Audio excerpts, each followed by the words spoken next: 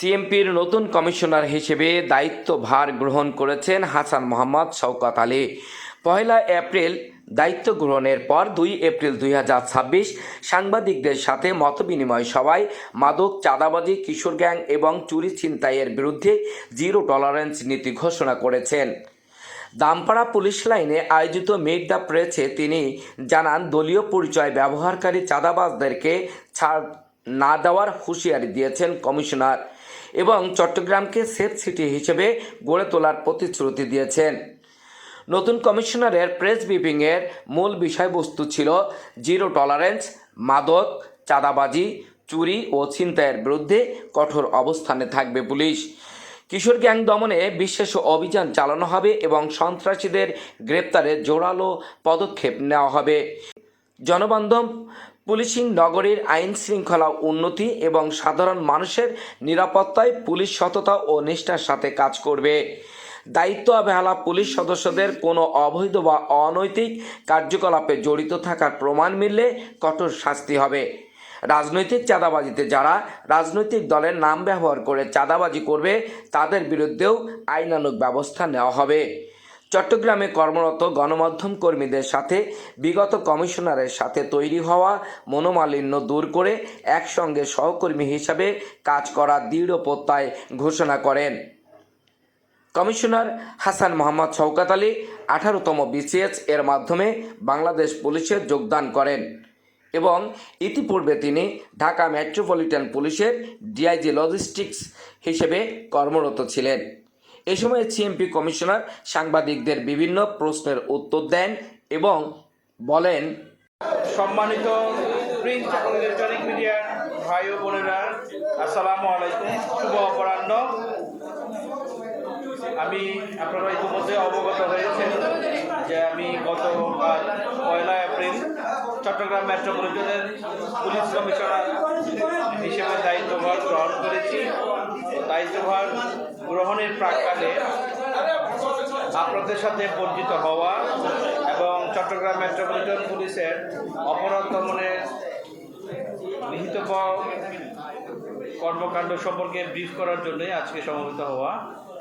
তো আমরা মনে করি চট্টগ্রাম মেট্রোপলিটন পুলিশ বাংলাদেশের অন্যতম গুরুত্বপূর্ণ অর্থনৈতিক নগরী চট্টগ্রামের নিরাপত্তা বিধানে নিরলসভাবে কাজ করে যাচ্ছে।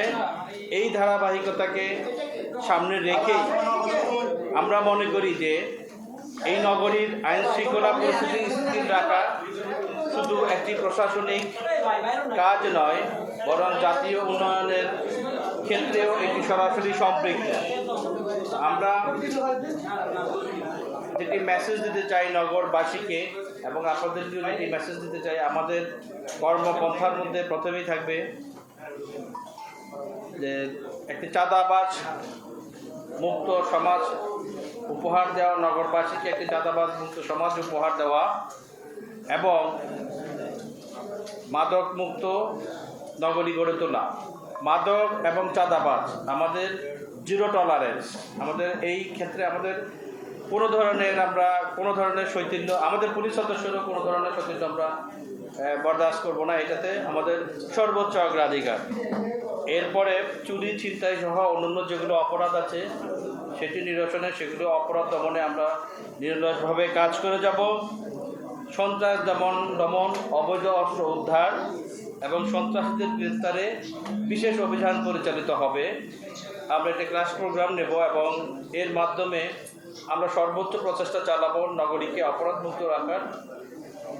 বসবাস যাতে নগরবাসী যেখানে বসবাস করেন সেটিকে যাতে নিরাপত্তার অনুভূতি নিয়ে যেন চলাফেরা করতে পারে, সেই পরিবেশ আমরা নিশ্চিত করবো ইনশাল্লাহ। এবং যেটা আমি প্রথমেই বলেছি, চাঁদাবাজ এবং মাদক কোনো একেবারেই জিরো টলারেন্স। আরেকটি বিষয় আছে যেটি হলো কিশোর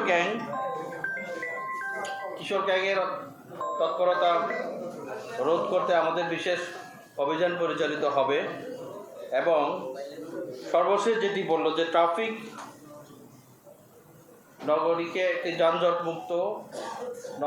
নগরবাসীকে যানজটমুক্ত নগর জীবন উপহার দেওয়ার জন্য আমাদের ট্রাফিক ব্যবস্থা নিরলসভাবে কাজ করে যাচ্ছে এবং আমি এটি অব্যাহত রাখব। আমি এই প্রসঙ্গে বলতে চাই, সমস্ত পুলিশের অপরাধ দমন এবং সুন্দর নগর জীবন নগরবাসীকে উপর দেওয়ার ক্ষেত্রে পুলিশের যেমন ভূমিকা রয়েছে, আমি নগরবাসী সহ আপনারা যারা আমার সাংবাদিক ভাই বোনেরা এখানে আছেন, আমি আপনাদের সবার সর্বাত্মক সহযোগিতা কামনা করছি। আমরা আশা করছি আপনাদের সর্বাত্মক সহযোগিতা থাকলে ইনশাল্লাহ চট্টগ্রাম নগরীকে আমরা একটি শান্তিপূর্ণ সেফ সিটি হিসাবে গড়ে তুলতে সক্ষম হব। Mohammad Shahriar Ripon, Daily Present Times, Chittagong.